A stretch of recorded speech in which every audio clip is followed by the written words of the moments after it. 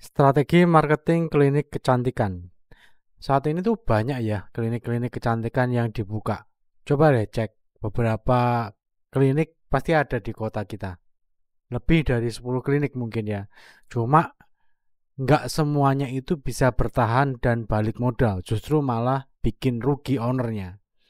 Nah, ini beberapa cara yang kita bisa pakai untuk memarketingkan klinik kecantikan. Ini salah satu contohnya yang paling banyak itu pakai ads. Jadi paling banyak itu pakai ads, pakai meta ads, baik Facebook ataupun Instagram ads. Jadi ini salah satu klien lama kita ya, klien klien kita untuk ads, produknya klinik kecantikan. Nah ini ads ini sebenarnya nggak tiba-tiba kita itu ketemu formulanya kalau kita masih baru buka. Karena kita belum dikenal oleh orang di kota atau kabupaten tersebut. Nah, tugas kita adalah bagaimana si ads ini nanti dia bisa tersebar ke banyak orang dan konversinya dapat. Jadi nggak cuma orang kenal aja, hey kami baru buka, undang influencer, pakai paid promote selebgram, kemudian berharap orang berbondong-bondong datang terus secara reguler. Ya untuk mungkin awal bisa ya, tapi kalau untuk reguler kita perlu strategi yang khusus yang cocok sama target market lokalnya. Nah ini contoh ya, ini contoh ada kita punya 3 konten iklan tapi satu dimatikan karena cuma satu aja dan cenderung nggak bagus konversinya, jadi kita matikan aja. Kemudian yang masih jalan tuh 2, ini periode Maret kemarin ya. CTR-nya ini minimal 2% ya. Kalau iklan bagus tuh minimal 2%. Jadi jumlah orang yang ngeklikkan kita tuh minimal 2% angkanya di sini. Kliknya ini 160. Cuma yang kita perhatikan enggak di sininya tapi langsung ke pesannya karena kita targetnya kalau bisnis klinik kecantikan tuh lebih cocok ke yang obrolan pesan. Itu jauh lebih tertarget, jauh lebih menyortir orang-orang yang serius atau cuma sekedar tanya-tanya doang atau cuma sekedar ngepoin akun kita aja, konten-konten kita, tapi yang beneran masuk ke percakapan ini yang kita nilai. Jadi selama sebulan dapat 28 chat yang masuk, mungkin asumsi 50%-nya jadi klien. Kalau biaya setiap perawatan minimal 1 juta ya tinggal dikalikan aja minimal kayak gitu ya. Belum ada nanti follow up-nya dan data ini akan terus berkembang kalau kita pinter mengelola pelanggan kita. Itu ya contoh kasusnya seperti itu. Jadi ads ini bukan satu-satunya tapi ini perlu juga. Makanya klien kita ini udah lama dan langganan ke kita terus karena ya memang merasakan hasilnya. Daripada capek-capek nunggu konten FYP, nunggu konten viral, lebih baik kita nyari orang-orang yang memang sudah punya kebutuhan ke klinik kita. Nah, sekarang kita masuk ke materi. Show me the money. Jadi bisnis itu logis dan realistis. Ada angkanya seperti yang saya jelasin di depan tadi. Bisa dihitung, berarti bisa ditingkatkan juga. Jadi kalau sesuatu itu bisa dihitung berarti bisa ditingkatkan. Kalau nggak ada hitungannya, kalau cuma sekedar intuisi aja, ya gimana cara ngitungnya gitu loh. Nah, pastikan bagian ini ada di kliniknya. Jadi jangan semuanya dikerjain sama konten kreator sendiri.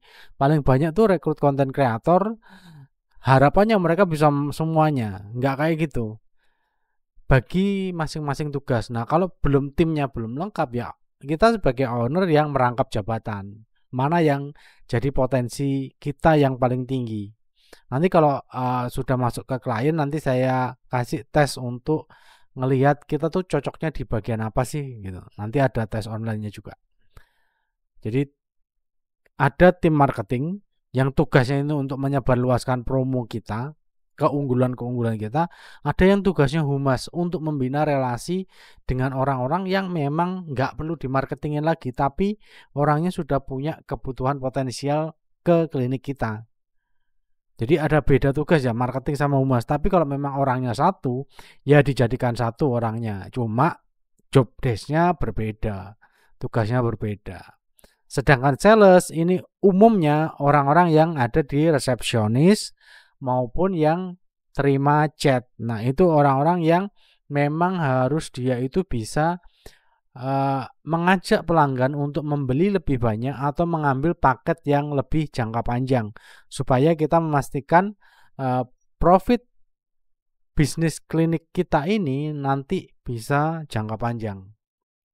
Nah, sedangkan yang orang keuangan, orang yang accounting, tugasnya adalah memastikan net profit kita. Jadi jangan sampai kita omsetnya 10 juta misalnya satu pasien, tapi ternyata keuntungannya cuma 500.000. Ya, berarti harus ada yang kita perbaiki kos-kos yang ada di dalamnya.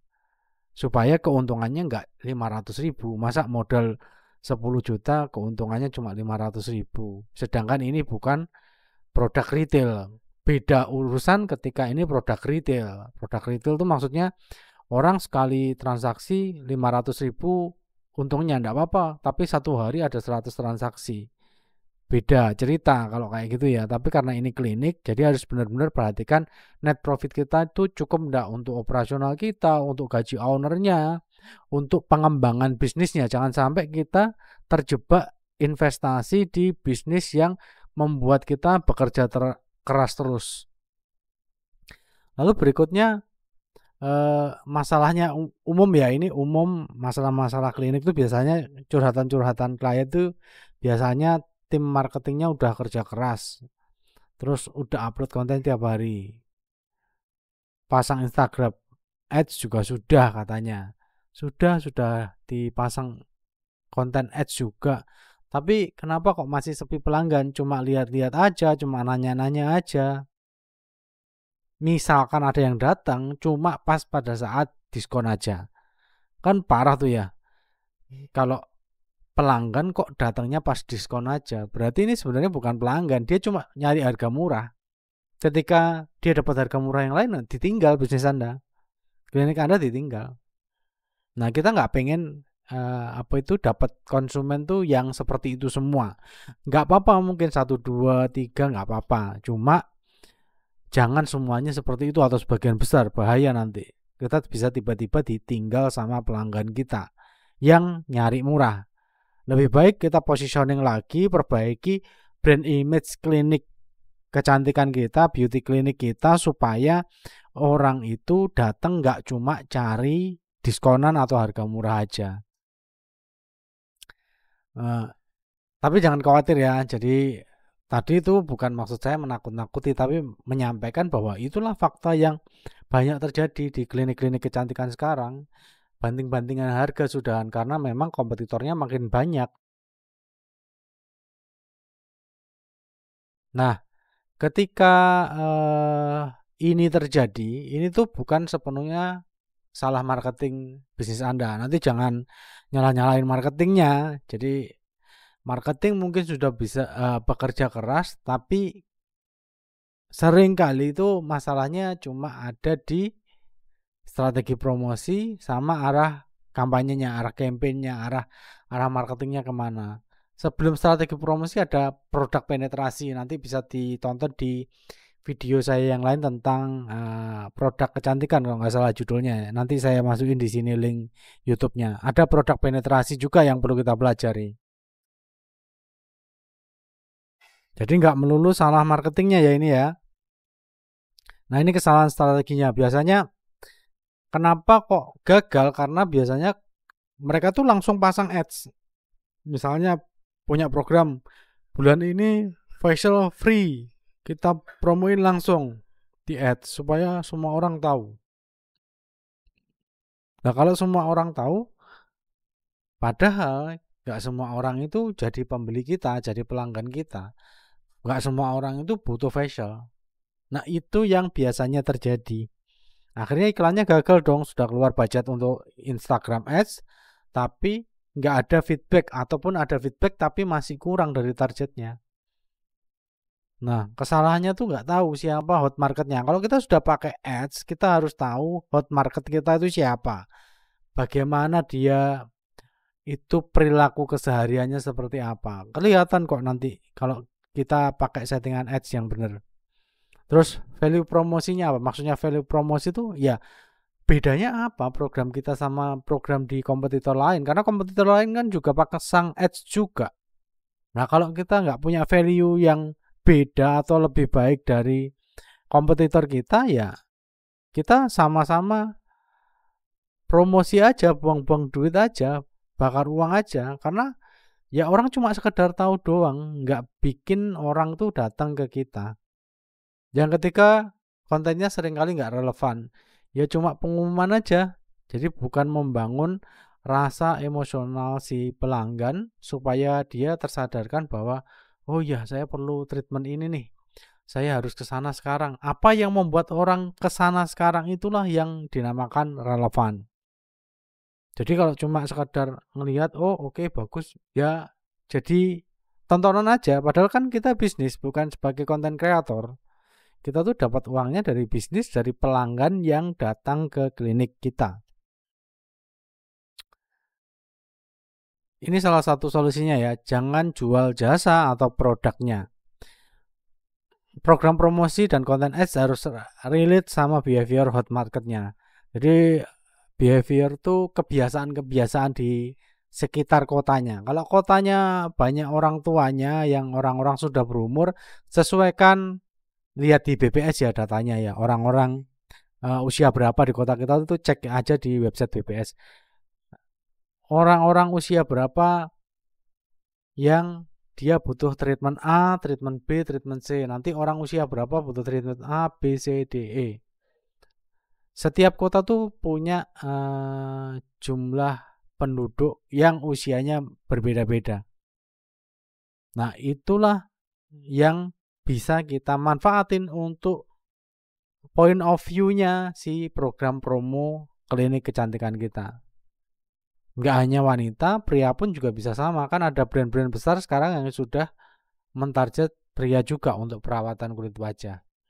Nah, cuma kita harus pelajari behavior hot marketnya klinik kita tuh seperti apa. Dan bikin mereka itu bergerak untuk melakukan kontak pertama. Minimal kontak ke WhatsApp kita, sapa. Supaya dapat kontaknya kita, dapat database-nya. Jangan cuma di chat Instagram aja, jangan cuma di komen aja, tapi bawa masuk ke WhatsApp kita supaya tercatat nanti nomornya. Oke, jadi itu jangan jual jasa atau produknya, tapi jual kebutuhan sesuai dengan target market lokalnya di lokasi kliniknya masing-masing. Nah, ini saya ada program Aesthetic Ads Formula, ini khusus untuk mendampingi brand klinik kecantikan. Pendampingannya nanti 1 bulan via grup WhatsApp, lalu ada private meetingnya 4 kali online. Terus kemudian perumusan program promosinya ini untuk produk penetrasinya nanti. Lalu yang ketiga ada strategi konten marketingnya harus seperti apa, nanti kita bantu arahin untuk tim sosmednya harus bikin konten seperti apa. Lalu settingan Instagram ads-nya nanti kita ajarin apa konten yang sebaiknya ditayangin, apa yang enggak, bagaimana point of view-nya, bagaimana call to action-nya supaya orang itu enggak cuma nonton konten ads kita aja tapi beneran masuk ke WhatsApp kita nantinya. Terus evaluasi di akhir programnya.